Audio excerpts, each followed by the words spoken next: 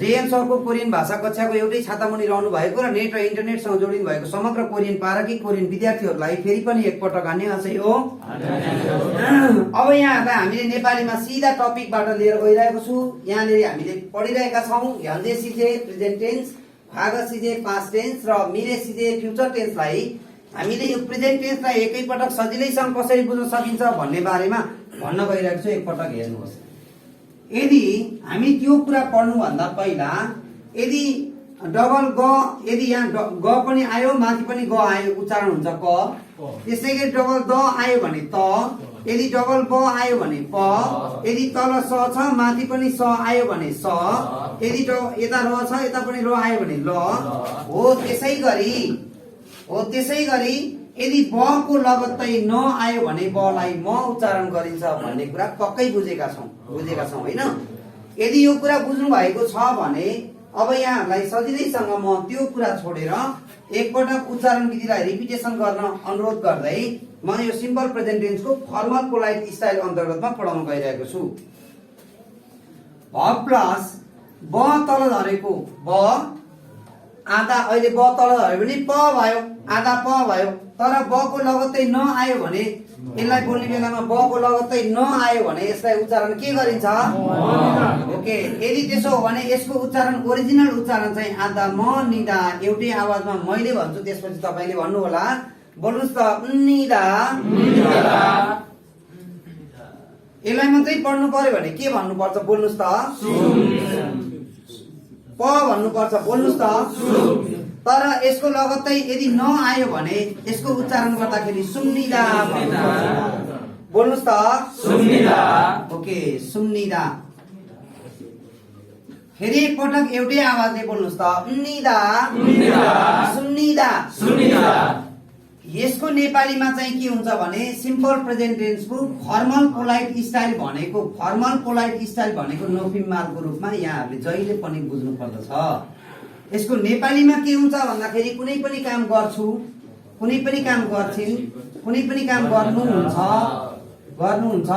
वा गर्छिन् गर्छ। प्रेजेन्टमा जनाउने कुरा ह्यान्जे रुल नाफानिन्दा प्रेजेन्टलाई जनाउँछ भनेको छ। अहिले हुने कुरासँग जनाउने कुरासँग जोड्न गएको हुन्छ। अब हामीले यहाँनिर दुईवटा दाजुभाइ छन् नि त यहाँ, निदा र सुनिदा, राइट। एउटा चाहिँ हामीले निदा भन्ने कुरा चाहिँ भवेल इन्डिङलाई दिनुपर्ने दा हटाएपछि, यदि दा हटाएर यदि निदा भवेल इन्डिङ आउँछ। तर यदि सुनिदा भन्ने कुरा चाहिँ कन्सोनेन्ट इन्डिङमा आएको हुन्छ। तर अपवाद भन्ने कुरा छ। अपवाद भनेको पहिला बाघ पढ्नु पर्यो, नियम पढ्नु पर्यो, त्यसभन्दा पछाडि अप भनेको नभएको, बाघ भनेको नियम। अप भनेको नभएको, बाघ भनेको नभएको नियम। योसँग नियमसँग नमिल्ने कुरा के रहेछ भन्दा यदि दा हटाउँदा र इन्डिङ आयो भने र भन्ने कुरालाई हटाउने, र भन्ने कुरा हटाउने बित्तिकै त भवेल इन्डिङ आयो, राइट। र भन्ने कुरा इन्डिङ आयो भने र लाई के गर्ने? हटाउने। र इन्डिङ हटाउने बित्तिकै के आयो त? त्यो भवेल इन्डिङ प्लस हुन्छ। म इक्जाम्पल यहाँ अहिले लेखेपछि थाहा पाउनुहुन्छ। पहिलो कुरा यो कुरालाई बुझ्न प्रयत्न गरौँ है त। अब हेरौँ, त्यही भएर हामीले सादा भनेको किन्नु भन्ने मिनिङ लेख्यौं। सादा भन्ने कुराको सा भन्ने बित्तिकै त्यो भवेल इन्डिङ भयो। यो ब भन्ने कुरालाई तल झार्दियौं। अहिले यसलाई मात्रै पढ्नु पर्यो भने के पढ्नु पर्छ? के अरे? साप। त्यसपछि यहाँ अब पढ्नु पर्यो भने त साप निदा भन्न त पाइयो त? ब को लगत्तै न आएको छ, त्यसलाई उच्चारण गर्दाखेरि हो। नेपालीमा के भनेको छ भने किन्छु, किन्छिन्, किन्नुहुन्छ, किन्छौं। एउटै मात्रै कुराहरू रिपिटेड हुने भयो, एउटै कुरा हुने भयो है। यहाँ कुरा के बुझ्नु पर्यो भन्दाखेरि भवेल इन्डिङ भएको कारणले गर्दा यो दा हटाउँदाखेरि भवेल इन्डिङ आएको छ, त्यसैले यो निदा भन्ने प्लस भयो। बुझ्नु भयो हैन त? त्यसो भएदेखि यहाँनेरि खादा भनेको जानु भन्ने मिनिङ लेख्यो। दा हटाएपछि फेरि पनि त्यहाँ भवेल इन्डिङको रूपमा खा भन्ने कुरा आयो। खा मैले बोल्दा मात्रै यहाँहरूले बोल्नु भयो भने यो क्लास अझै प्राथमिकता, अझै प्रभावकारी हुन्छ भन्ने विश्वास गरेको छु। बोल्नुस् त यो के मिनिङ भयो? खादा। खादाको खा भनेपछि भवेल इन्डिङ भयो कि कन्सोनेन्ट इन्डिङ भयो? भवेल इन्डिङलाई के प्लस गर्ने? ओके, अब यहाँले एउटै आवाजमा बोल्नुस् त, बोल्नुस् त एउटै आवाजमा। यदि यो निदा भन्ने कुरा बाहेकको शब्द बोल्नु पर्यो भने खाप भन्नु पर्यो, ब भयो उच्चारण तल झरेको प भयो।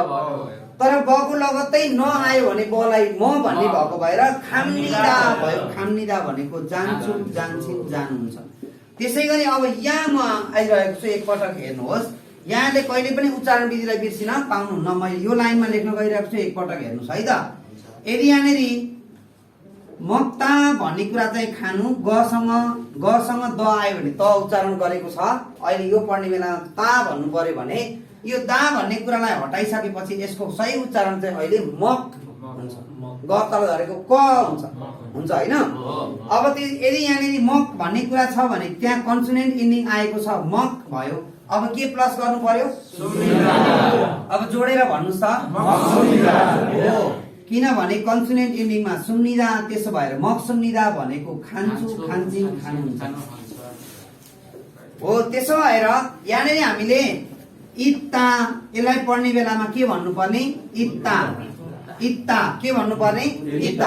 यदि कुनै पनि उच्चारणको तल जाँदाखेरि हुने उच्चारणको तहरू जस्तै द, स, ज, छ, स सँग यदि द टच भयो भने उच्चारण त हुन्छ।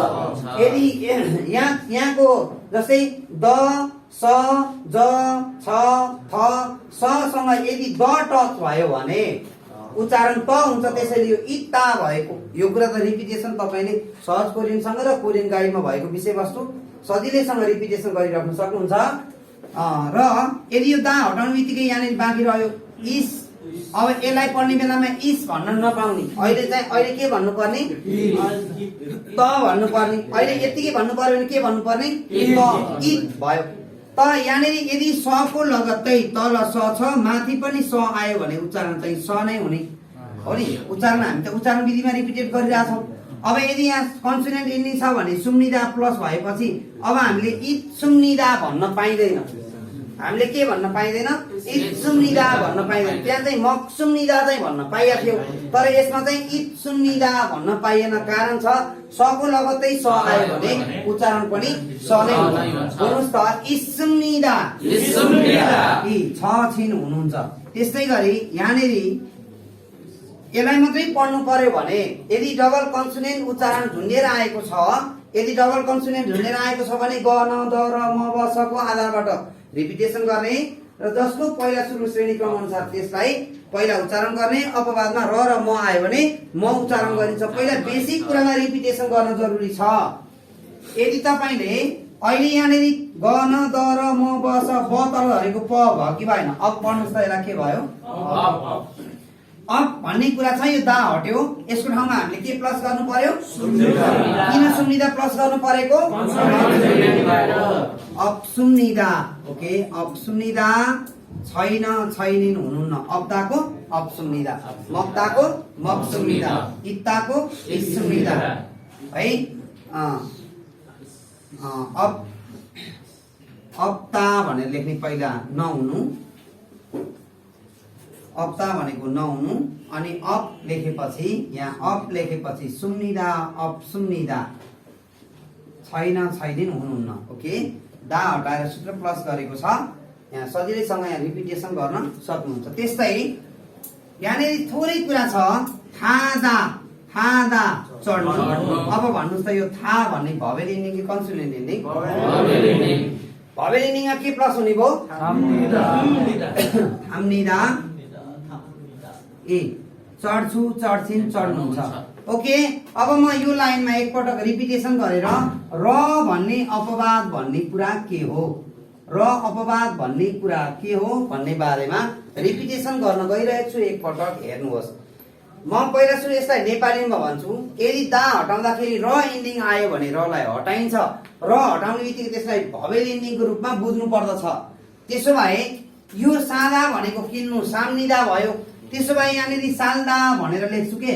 साल्दा भनेको बस्नु, जिउनु, बाँच्नु, रहनु हो कि होइन? हो। यदि र हट्ने हो भने त त्यहाँ के हुने हो? यहाँ के हुने भयो त? साल। सा भन्ने बित्तिकै त्यो भवेल इन्डिङ भएन त, र इन्डिङ हटेपछि भवेल इन्डिङ भएन त, हो सो त भइहाल्यो। त्यसो भए साम्निदा, साम्निदा भनेको बस्छु, रहन्छु, जिउँछु, बाँच्छु, साल्दाको साम्निदा।